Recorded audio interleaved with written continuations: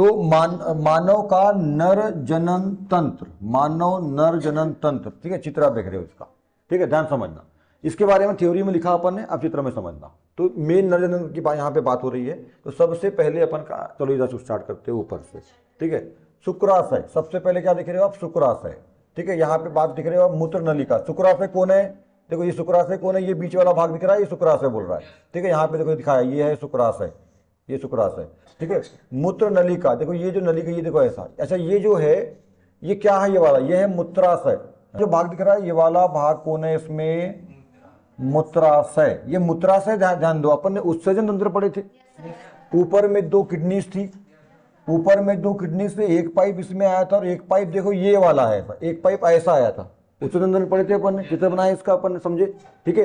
ये दोनों पाइप जो है ना, ये किडनी से आए हुए, ये किडनी से इधर पे व्रक है, क्या बोलते हैं इसको, व्रक है ना, व्रक। ये क्या करता है व्रक, ब्लड को छानता है और मूत्र बनाता है। दो प्रमुख काम है इसके, ठीक है, मूत्र का निर्माण करना और ब्लड को छानना, दो इसका प्रमुख काम है किडनी का। और जो छन्ने के बाद जो अपशिष्ट बचता है, जो लिक्विड में होता है, वो कहाँ आता है, यहाँ पे, ये मूत्राशय है, ठीक है। इसको बोलते हैं गाल ब्लेडर, ठीक है, मूत्राशय। तो तो यहाँ पे बोला ये मूत्राशय, मूत्र नलिका, ये वाली एक और ये वाली एक। यहाँ पे एक ही दिखाया है, आधी में दिखाया है, क्योंकि यहाँ से इसने आधा भाग दिखाया है तो मैंने जोड़ दिया उसको, ऊपर समझ जाना, है ना। मूत्र नलिका ये हो गया मूत्राशय, ये वाला भाग मूत्राशय देखो लिखा हुआ है। और ये है शुक्राशय, देखो ये यहाँ पे नीचे भी, ये है शुक्राशय। शुक्राशय मतलब जिसमें शुक्राणु जमा रहते हैं। शुक्राणु मतलब नर युग्मक, नर जनन कोशिका, ठीक है, शुक्राणु। इसमें पुरुष की बात कर रहे हैं अपन, यहाँ पे नर की बात हो रही है, पुरुष की बात हो रही है अभी, फिर महिला की बात करेंगे, ठीक है। तो ये शुक्राशय हो गया, इतनी बात समझ में आ गई। मूत्राशय, शुक्राशय और मूत्र नलिका। नीचे आते हैं प्रोस्टेट ग्रंथि, देखो यहाँ पे बाजू में दिख रहे हो, ये होती है प्रोस्टेट ग्रंथि, ठीक है। तो ना प्रोस्टेट ग्रंथि यहाँ पे रहती है, एक ग्रंथि होती है अंदर में, प्रोस्टेट ग्रंथि, ठीक है। उसके बाद में आगे आते हैं तो सीसन दिख रहे हो आप, सीसन, ये जो भाग होता है इतना भाग, इसको बोलते हैं सीसन, इंग्लिश में बोलते हैं पेनिस, क्या बोलते हैं, पेनिस, इंग्लिश शब्द है इसके लिए पेनिस, है ना, सीसन। और लोकल में तो आप लोगों को मालूम है क्या क्या बोलते हैं ठीक है। तो इतना भाग जो है सीसन है। और इसमें सीसन में देखो जो नली जुड़ी हुई, देखो यहाँ पे, ये देखो ध्यान समझना, यहाँ बहुत अच्छा कॉन्सेप्ट है। ये मूत्र आया कहाँ पे, मूत्राशय में, मूत्राशय से देखो नली है, तो जो मूत्र विसर्जन करते हैं, पेशाब करते हैं, देखो यहाँ से मूत्राशय में जमा होता है और ये यहाँ से होता हुआ कहाँ नीचे आ जाता है, मतलब बाहर निकल जाता है, ठीक है। मूत्र विसर्जन हो जाता है यहाँ से, विसर्जन मतलब बाहर करना। तो यहाँ से मूत्र आके यहाँ जमा होता है, या मूत्र एक सीमा तक जमा होता रहेगा, और जब इतना दाब बन जाएगा तो आपको लगता है कि हाँ हमको आ गई है, ठीक है। अभी कौन कहते हो ठीक है। तो यहाँ प्रेशर बन जाता है, इतना दबाव बन जाता है, और दबाव जब बनता है तो आप जाते हो उसको रिलीज करने के लिए। जहाँ से निकल करके ये मूत्र जो है, यहाँ से निकल करके यूरिन जो है रिलीज होता है बाहर, निष्कासन हो जाता है इसका बाहर, ठीक है। तो ये वाला देखो इतना जो भाग है ना पूरा, ये वाला पूरा भाग क्या कहलाता है, शीशन कहलाता है, ठीक है। शीशन के अंदर में एक मार्ग होता है, इसको मूत्र मार्ग बोलते हैं। मूत्र मार्ग से मूत्र को अपन क्या कर देते हैं, बाहर रिलीज कर देते हैं, छोड़ देते हैं, बाहर कर देते हैं, ठीक है। ये अपशिष्ट होता है, हमारे लिए हानिकारक होता है, छोड़ देना चाहिए। इतनी बात समझ में आ गई। उसके बाद अभी इधर आ जाओ, देखो अब यहाँ पे देखिए, ये जो यहाँ पे ना दो है, ध्यान समझना, ये दो हैं, इसके पीछे एक है। वो चित्र क्या ऐसा, चित्र कैसा ना, ऐसा चित्र नहीं है, ऐसा है ये चित्र जो है ना, कैसा है, ऐसा, ठीक है ना, ऐसा नहीं है, ऐसा होता तो दो दिखाता, ठीक है। तो यहाँ पे इसके पीछे एक है, तो ये कौन है, वृषण, इसको बोलते हैं टेस्टिस। ये संख्या में दो होते हैं, जैसे अंडाशय भी दो होते हैं, अभी इसके बाद बात करेंगे अपन, अंडाशय भी दो होते हैं, वैसे ही वृषण भी दो होते हैं, इसके पीछे एक है, ठीक है। ये हो गया आपका वृषण, टेस्टिस बोलते हैं, ठीक है। और ये देखो ये बाहर वाला जो कवर है, ये बाहर वाला, ठीक है, ये बाहर वाला जो कवर है, जिसके अंदर दोनों टेस्टिस यानी दोनों वृषण पाए जाते हैं, ठीक है। इनको सामान्य भाषा में गोली भी बोल देते हैं, ठीक है ना, ऐसा जानवर वानवर में यूज होता है ना, ये सब इस्तेमाल होता है, पर समझ लो आप, इसलिए मैं सबका इस्तेमाल कर रहा हूँ, जानवर। तो ये क्या होता है, ये है ना, तो ये जो दोनों वृषण है जिस कोष में पाए जाते हैं, मतलब जिस थैली के अंदर, एक थैली जो में संरचना होती है, दोनों वृषण उसमें रहते हैं, उस थैली को बोलते हैं वृषण कोश। क्या बोलते हैं, वृषण कोश। वृषण कोश के अंदर में दो वृषण यानी दो टेस्टिस होते हैं, ठीक है। ये टेस्टिस लेयर बोलेंगे, उसके अंदर में पाया जाता है। अब देखो यहाँ से नली दिख रही है आपको, ये देखो ये नली लिख रही है, ये देखो नली आई है ऐसी, ये नली मुड़ करके यहाँ से ऐसी, देखो ये कहाँ जा रही है, ध्यान दो, ये आ गई यहाँ पे, और ये चली इधर, ध्यान देना। तो ये दोनों वृषण से दो नलियाँ निकलेगी। देखो यहाँ समझना, ये दो वृषण में थोड़ा ऐसा कर लेता हूँ, ये दोनों वृषण से एक नली निकली और ये एक नली निकली, ये दोनों ऐसा और ऐसा जोड़ देता हूँ, ये दोनों एक हो जाएंगी सामने चल करके, ठीक है, यहाँ से यहाँ से दोनों एक हो जाती है, और ये नली देखो ये एक हो गई यहाँ से, और देखो यहाँ से ऐसे नीचे आएगी, और यहाँ से होते हुए फिर ये ऐसा इधर पीछे से लगी रहती है ऐसी, और देखो ये कहाँ पहुँच गए। तो यहाँ पे शुक्राणु कहाँ बनते हैं, शुक्राणु बनते कहाँ हैं, वृषण में। वृषण में शुक्राणु बनने का काम कहाँ होता है, वृषण। ध्यान समझना, शुक्राणु बनते कहाँ पर है, वृषण में। वृषण से इस वृषण, देखो क्या नाम है इसका, शुक्रवाहिनी। शुक्रवाहिनी, शुक्र का मतलब शुक्राणु, शुक्राणु को वहन करने वाली नली, शुक्रवाहिनी नाम है इसका, शुक्रवाहिनी। शुक्राणु को वहन करेगी, वहन मतलब एक स्थान से। तो शुक्राणु बनते कहाँ है, वृषण में। वृषण से बनने के बाद इस पाइप से होते हुए, मतलब शुक्रवाहिनी से होते हुए कहाँ जाएंगे, शुक्राशय में जाकर के जमा हो जाते हैं। शुक्राशय क्या है, शुक्राणु का भंडार गृह। बनते कहाँ है, वृषण में। जमा कहाँ रहते हैं, शुक्राशय, है ना। कहाँ गया रे भैया इसका नाम, अच्छा इधर है, ठीक है, ये शुक्राशय इधर लिखा है ना यहाँ पे, तो ये इधर लिखा हुआ है शुक्राशय में। बनते हैं शुक्राणु में, वृषण में। वृषण में शुक्राणु कहाँ बनते हैं, वृषण में। जमा यहाँ से होकर कहाँ जमा होते हैं, जब जरूरत होती है। देखो ये पाइप देख रहे हो कैसा है ना, ये ऐसा आया है, ये ऐसा गया, इधर से इधर टूट गया, इधर गया, यहाँ पे क्या है, शुक्राशय। ये शुक्राशय से, तो यहाँ से आके शुक्राशय में जमा रहेंगे, और जब आवश्यकता होगी, आवश्यकता कब, जब संभोग करेगा कोई व्यक्ति महिला के साथ में, ठीक है, यानी सेक्स वाली क्रिया करेगा, तो यहाँ से निकल करके इस मार्ग से होते हुए, देखो ये यहाँ से निकल इस मार्ग से, देखो यहाँ जुड़ा हुआ ये दिख रहा है आपको, यहाँ से होता हुआ इस पाइप से ये, अच्छा ये पाइप से जुड़ जाएगा। ये मूत्राशय भी वहीं जुड़ा हुआ है, मूत्राशय का जो मूत्र भी वहीं से आता है, ये पाइप पूरा जुड़ा हुआ है। ये पाइप आगे जाएगा, इधर से जो पाइप आ रहा है मूत्राशय का, उसी में जुड़ जाता है ये पाइप, ऐसा एक बन जाता है, यहाँ से ऐसा आ जाएगा, ठीक है। ये होते हुए यहाँ से होता हुआ ये ऐसा होता हुआ बाहर आ जाएगा, ठीक है, बाहर आ जाएगा, ठीक है।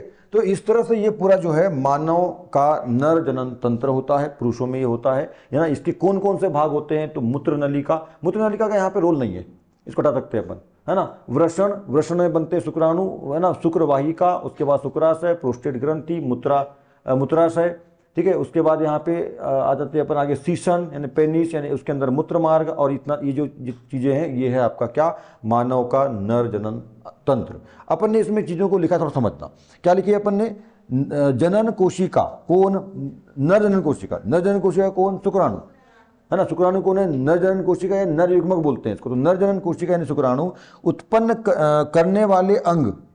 तो नर जनन कोशिका उत्पन्न करने वाले अंग कौन कौन, ध्यान समझना, ध्यान समझना। नर जनन कोशिका उत्पन्न करना मतलब शुक्राणु उत्पन्न करना। शुक्राणु को उत्पन्न करने वाले अंग कौन कौन से हैं, वृषण, वृषण को ले जाने वाला शुक्रवाहिनी, जमा रखने वाला शुक्राशय, ठीक है, इतना बार। और यहाँ पे और क्या, ये तो मूत्राशय तो अलग चीज हो गई, तो मूत्र विसर्जन वाला हो गया। प्रोस्टेट ग्रंथि अलग काम है यहाँ पर। शुक्राणु को बनाने वाले कौन कौन, ठीक है, फिर शुक्राशय, ठीक है, तीन चीज, शुक्राणु, शुक्रवाहिनी और शुक्राशय, ठीक है, ये तीन भाग हो गए। अच्छा ये तो हो गया बनाने वाले। उसके बाद हमने क्या लिखे थे, एवं जनन कोशिका को निषेचित करने के स्थान तक पहुंचाने वाले अंग।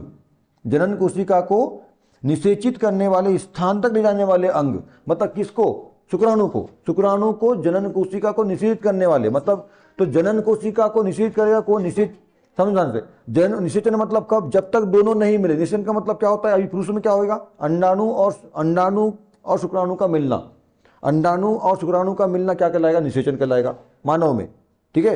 पराग, अंडाणु और परागकण का मिलना निषेचन कहलाता है किसमें, पुष्पों में, है ना। पर यहाँ पे अंडाणु और शुक्राणु का मिलना क्या कहलाएगा, निषेचन कहलाएगा। तो भाई मतलब ये शुक्राणु अंडाणु से मिले, इसके लिए क्या होना पड़ेगा, मेल फीमेल को इंटीमेट होना पड़ेगा, संभोग मैथुन सेक्स करना पड़ेगा। और जब वो अंदर जाएगा तो भाई केवल मिल जाने से थोड़ा ना कुछ होएगा, महिला के शरीर के अंदर, मादा के शरीर के अंदर शुक्राणु को छोड़ना पड़ेगा। तो वो अंग है कौन, सीसन। सीसन है ये। सीसन का काम क्या होता है, शुक्राणु को यहां से लेकर के महिला के शरीर के अंदर योनि मार्ग से होता हुआ गर्भाशय या योनि मार्ग में, योनि में छोड़ना, है ना, योनि मार्ग में, योनि में छोड़ना। अभी उसका चित्र आएगा तो उसमें बताऊंगा, अभी ध्यान रखना, ठीक है। तो यहां से जाएगा ये वाले पाइप से होता हुआ, तो ये जो भाग है ना सीसन, ये कहलाता है, ये जो लिखे अपन ने वहां पर, जनन कोशिका को निषेचन के स्थान तक पहुंचाने वाला अंग कौन कहलाता है, सीसन कहलाता है। तो ये दो, मतलब इधर के तीन अंग और ये चार अंग, ये कहलाता है मानव का नर जनन तंत्र, ठीक है। उसमें दो भाग मुख्यतः होते हैं। तो आपने लिखा कि दोनों तंत्रों को संयुक्त रूप से नर जनन तंत्र कहते हैं। और नर जनन कोशिका अथवा शुक्राणु का निर्माण कहाँ होता है, तो वृषण में होता है, अपन लिखा। यह पेट के बाहर, हाँ ये समझना, यह पेट के बाहर वृषण कोष, ये वृषण कोष है, बाहर का जो परत है वृषण कोष है, पेट के बाहर होता है। पुरुषों में ये वृषण जो होते हैं ना, जहाँ पे शुक्राणु बनते हैं, वृषण, ये पेट के बाहर होते हैं। क्यों होते हैं? कारण लिखा अपन ने, है ना, समझा अपन ने कि ये शुक्राणु कब बनते हैं? कम ताप में। शुक्राणु के लिए ताप कम होना चाहिए। अब ताप कम का मतलब हमारे शरीर के अंदर का ताप कितना होता है? 37 अंश सेल्सियस होता है। शरीर का आंतरिक ताप जो होता है 37 अंश सेल्सियस में। फ़ारेनहाइट में कितना होता है? 98.4 फ़ारेनहाइट होता है। 98.4 अंश फ़ारेनहाइट ऐसा होता है, ये आप लोगों को मालूम है। तो 37 को लेकर चलते हैं अपन, या जो भी है। तो 37.4, तो इसका मतलब शुक्राणु 37.4 में बनेगा नहीं, नष्ट हो जाएगा वो। उसको कम ताप की आवश्यकता है ना, सामान्य ताप पे बनेगा। चलो ऐसा थोड़ा सा, तो 25 से 30 अंश सेल्सियस की आवश्यकता होती है शुक्राणु को बनने की। सामान्य ताप चाहिए, नॉर्मल टेम्परेचर चाहिए। तो 25-30 होता है, पर अंदर कितना है? 37। वो अंदर बन ही नहीं पाएगा। तो यदि प्रकृति, देखो भगवान ने कैसा सेट किया है कि यदि उसको अंदर रखेंगे। अच्छा, यहाँ पे मैं बात कर रहा था कि लोग बोलते हैं कि साइंस है, भगवान कुछ नहीं है। ठीक है, मानव किसने बनाया? या जो भी जीव थे इसके पहले किसने बनाया? भगवान ने। साइंस ने बनाया क्या? ये साइंस कब से आई है? आज के 1000 साल पहले, 1000 साल पहले भी नहीं आई है, पर मान लो कि 1000 साल पहले साइंस है। अच्छा, थोड़ा डेवलप रूप जो है 1000 साल पहले मान लीजिए। मानव कब से है? मानव यानी मानव के पहले के जो जीव कब से है? कई हजारों सालों से मानव की है, किसी न किसी रूप में था। पहले चिंपैंजी था, नियंडरथल था, ये था, वो था, बंदर था, जो भी था, है ना। अब विकसित रूप उसका आ रहा है ऐसा। तो मानव तो कई हजारों सालों से है ना, सैकड़ों सालों से, हजारों सालों से है मानव। तो भैया साइंस तो बाद में आया ना। तो बोलते हैं कि सब साइंस है। अरे साइंस बाद में आया, भगवान ने साइंस बनाई है। देखो भगवान के पास पहले से पता था, उनके पास सब पूरी लैब थी, उनने पहले टेस्ट कर लिए थे कि 37 अंश सेल्सियस में शुक्राणु अंदर नहीं बन सकता। रे भैया, कहाँ रखना पड़ेगा? अंदर शरीर के अंदर टेम्परेचर 37 अंश है, तो 37 में नहीं बनता, 25-30 में बनता है। उनने क्या किया? उसकी व्यवस्था को बाहर रख दी है साइंस। ये आज के लोग जो आए हैं वो सब भगवान को चैलेंज कर रहे हैं। साइंस पहले भगवान है, उसके बाद साइंस। भगवान का एक अंश है साइंस, मात्र भगवान का एक अंश है विज्ञान। जैसे भगवान शंकर का अंश थे कौन? हनुमान। ऐसा ये जो साइंस है ना, भगवान यानी जो भगवान का मतलब जो दिव्य शक्तियां हैं, जो है कुछ ना कुछ प्रकृति, जो प्रकृति को संचालित कर रही है, वो दिव्य शक्तियां, परमेश्वर, भगवान, अल्लाह, खुदा, जो भी बोलते हैं। ठीक है, तो वो क्या है? उसका एक अंश मात्र साइंस है। डॉक्टर जब के पास जब किसी मरते हुए आदमी को ले जाते हैं ना, तो वो बोलता है भैया मैं तो ऑपरेशन कर दिया हूँ, अब आगे भगवान की मर्जी। लोग ऑपरेशन करने के बाद भगवान के पास जाते हैं, भगवान बचा लेना, कुछ मत करना, है ना, मैं उपवास रहूंगा, फलाना करूंगा, ढेकाना करूंगा, पैसे चढ़ाऊंगा, मन्नत भंडारा कराऊंगा, ये वो दुनिया भर का जो भी है ना। होता ही नहीं ऐसा। तो कहाँ जाते हैं अपन? साइंस खत्म होता है ना, तब भगवान स्टार्ट होता है। ठीक है, ऐसा है। चलिए, तो देखो ये शुक्राणु जो है 37 सेल्सियस में नहीं बन पाता, अंदर मर जाता है या बनता नहीं है, उसको नॉर्मल टेम्परेचर चाहिए, इसलिए अंदर ना रख करके भगवान ने इसकी व्यवस्था बाहर रखी, और बाहर रहता है शरीर। ये पेट के अंदर नहीं रहता, पेट की गुहा में नहीं रहता, पेट से बाहर लटका हुआ रहता है बाहर, है ना। ऐसी व्यवस्था बनाई। क्यों जानते हो? क्योंकि टेम्परेचर कम चाहिए। शरीर के अंदर का टेम्परेचर 37 है और बाहर का चाहिए इसको 25 से 30, इसलिए उसको बाहर रखा है।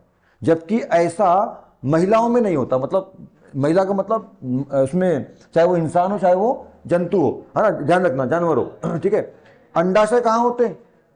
अंडाशय कहाँ होते हैं? पेट के अंदर। ध्यान समझना, महिलाओं में ऐसा नहीं होता। अंडाशय कहाँ होते हैं? पेट के अंदर होते हैं। इसका मतलब अंडाणु बनने के लिए टेम्परेचर कितना चाहिए?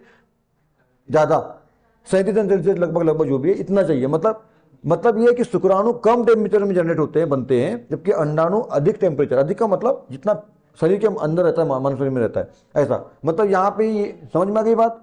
अंडाणु को बनने के लिए अधिक ताप की आवश्यकता होती है, नॉर्मल ताप से अधिक। कितना? 37 अंश सेल्सियस लगभग, है ना। और शुक्राणु को बनने के लिए कम ताप की आवश्यकता होती है। कितना? 25 से 30 अंश सेल्सियस। बात समझ में आ गई? इसलिए इनको बाहर रखा गया है, जबकि अंडाणु मादा में यानी महिला में पेट के अंदर होते हैं, बाहर नहीं होते। बात समझ में आ गई? ठीक है, इतनी बात हो गई।